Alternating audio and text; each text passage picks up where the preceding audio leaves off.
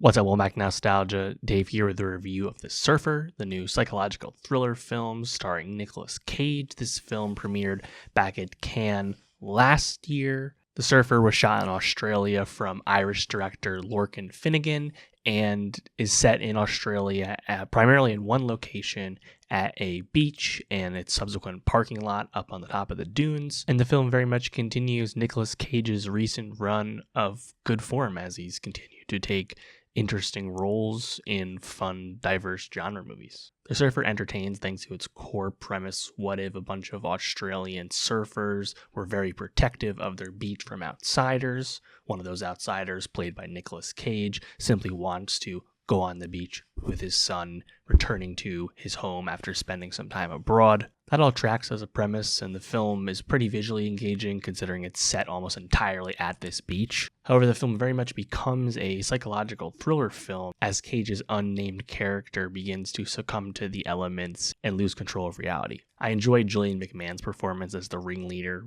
villain, so to speak, of the surf gang, but I did find a lot of the psychological aspects of the film to be a bit more drawn out. I felt the middle drag just a bit. That said, again, still a good premise, and Cage, I think he's really very much up to the challenge of once his character starts to lose it, and he can certainly hold up his end of the bargain with the physicality of what's going on as he's stranded at the beach for seemingly several days, and being to starve and get incredibly sunburned and dehydrated, things like that, and obviously losing track of what's going on. And I think the most interesting thing the movie does with all of that is it starts to trick and confuse the viewer because you wonder what's real, because obviously we're experiencing it through Cage's character's understanding.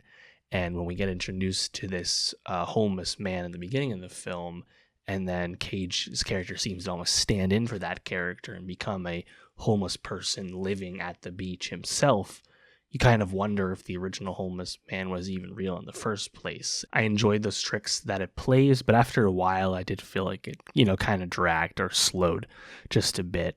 Honestly, I could have also used a version of this movie that wasn't like a psychological thriller film at all and just was a fucking movie about a surf gang that was very protective and antagonistic to outsiders. Shout out Point Break, shout out and anything with surf culture. I think it's just compelling, right? So I would have been down with something a bit more straightforward, but I think for a movie that premiered at midnight at Cannes, I think this is a kind of a fun time. Is it as I think emotionally communicative and effective as, say, Cage's recent turn in Pig? No. Is it as funny or amusing or meta as The Unbearable Weight of Massive Talent with Cage? No. So I think those are the two great movies he's done recently. This is certainly a peg below that, but it's a solid thriller film, I think, for what it is. And again, solidly entertaining.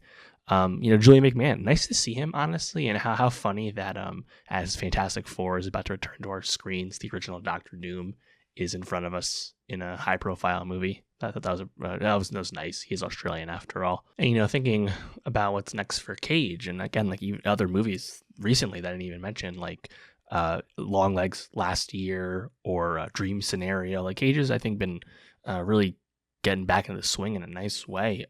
Next up, he's going to be in the film Madden, playing John Madden from David O. Russell. So I think that'll be worth checking in on at the very least, obviously. So that'd be nice. But yeah, The Surfer, solid film.